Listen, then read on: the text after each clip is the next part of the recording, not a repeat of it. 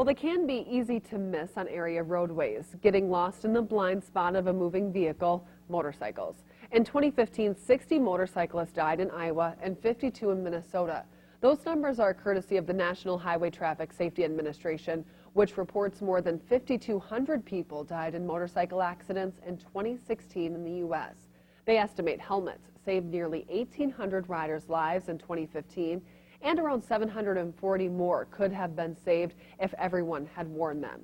Now, KIMT News 3's Katie Lang has the story of one Rochester man battling a post-traumatic brain injury 10 years to the day this 4th of July after crashing his motorcycle. Brad Madison has made incredible strides in the last 10 years. For an hour each week, this is where you'll find him, gaining strength, stability, and stamina while at rehab. I was in a coma for a month. This is where Brad's life changed forever. It was on this stretch of street. He had just left work and was going less than 20 miles per hour. I clunked my head and lights on. No helmet. He spent more than 2 months in the hospital. And when I finally went home, I was in a wheelchair. I was paralyzed on my right side.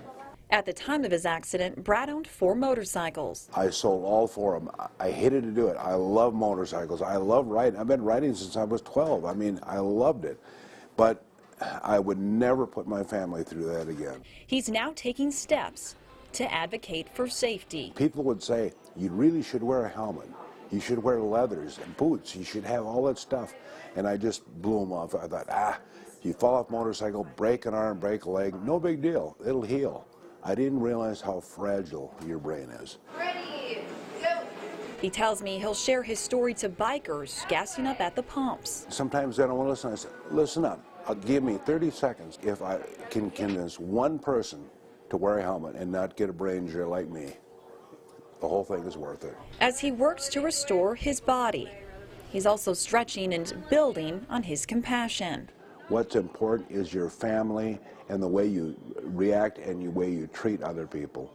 Since the accident, Brad spends a lot of time at the blood center, even though he didn't receive any during his stay. I'm donating blood because they took such great care of me, and it was so fulfilling to get back on my feet again that one of the few things I can do is give blood. Awesome job. Mariela Rivera is a trauma surgeon at Mayo Clinic and tells me that you cannot argue data, proving that wearing a helmet can greatly decrease the chance of a brain injury. Symptoms can range from mild, such as headaches and nausea, to relearning how to walk, talk, or even result in death. The same thing, you're having an injury to your head and you're wearing a helmet, is a protection. There is no question about it, and that can affect the impact that then you're going to get into your brain, and the consequences of that, which is what we call traumatic brain injury, can be completely different.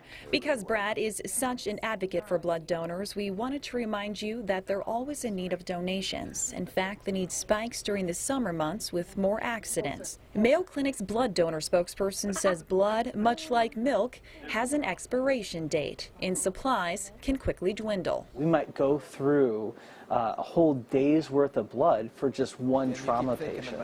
In Rochester, Katie Lang, KIMT News 3. While all blood type donors are needed, the one that is most universal is Group O. So to learn how you can donate blood, head to KIMT.com and click on this story under Local News.